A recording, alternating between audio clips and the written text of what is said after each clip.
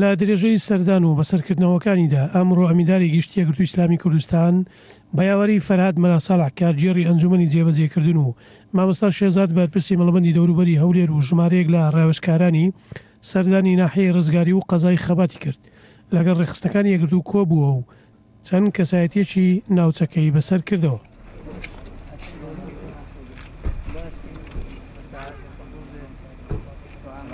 لە دیدارەکەیدا لەگەڵ ڕێخستەکانی یەکگرتوو ئەمینداری گشتی بارودۆخی سیاسی و قەیرانەکانی هەرێم و پڕۆژەی هاوکاری و هەماهەنگی هێزە ئیسلامیەکان و گرنگی چارەسەری ئەم دۆخەی خستە ڕوو.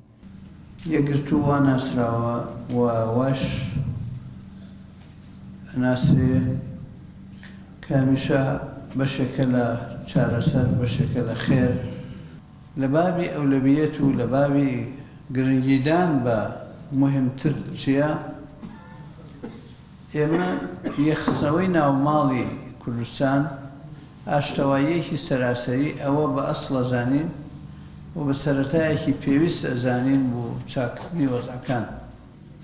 بۆیە ئەم ماوەیە بە جددی هەوڵماندا لەگەڵ لایەنە سیاسی ئیسلامیەکان پێکەوە بگەینە سیغەیەک لە کاری هاوبەش و سوپاس بۆخوا لە کۆتایی ساڵی 2016 گەیشتنە ئەو دانیشتنێکی لووتکەمان کرد و هەیئەتێک پێک هات دەستەیەکی باڵا دروست بوو بۆ کاری هاوبەشی ئیسلامی لە کوردستانە.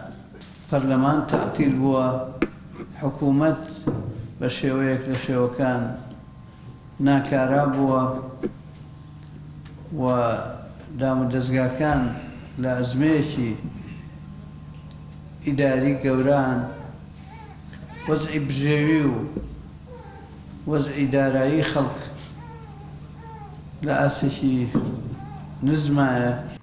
فەرهاد برادۆستی شاعریش بەسەرکردنەوەکەی ئەمینداری گەشتی بە خێر و بەرەکەت و خۆشحاڵی دەربڕی. زۆر خۆشحاڵم ئەم بەخێرهاتنی مامۆستا و ئەو زەماعەتی لە گەشتیدا دەکەم بەڕاستی کە وەکو بڵێ شەحن بوومەوە. هاتنی مامۆستای خێر و بەرەکەتە، هاتنی مامۆستای بەسەرکردنەوەی، هاتنی مامۆستای خینەوەی ئینسانی فەقیرە. بەخێر بێن هەر لەوێ هەتارە بەخێر بێن خۆشحاڵم گەڵک.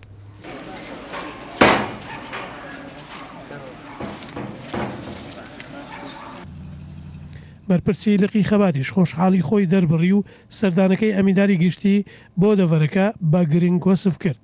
بۆیە ئێمە زۆ بە خێراتنی جەنابیان دەکەین. پێمان وایە ئەو جۆرە سەردانیانە خزمەتێکی گەورە دەکاتن لەوەی کە زیاتر ئەندامان و ڕێخستنەکانی یەکگرتووی ئیسلامی کوردستان گەرم و گورتر و چاڵاکانتر لە مەیدانی کار و خەباتدا بتوانن ڕۆڵی کاریگەرتر بجێڕن.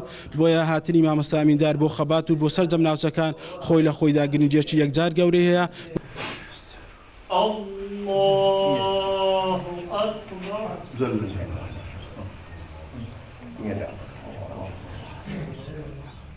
وێزگەی ئەم جارەی بەسەرکردن و سەردانەکانی ئەمینداری گشتی یەکگرتووی ئیسلامی کوردستان ناحیەی ڕزگاری و قەزای خەبات بوو.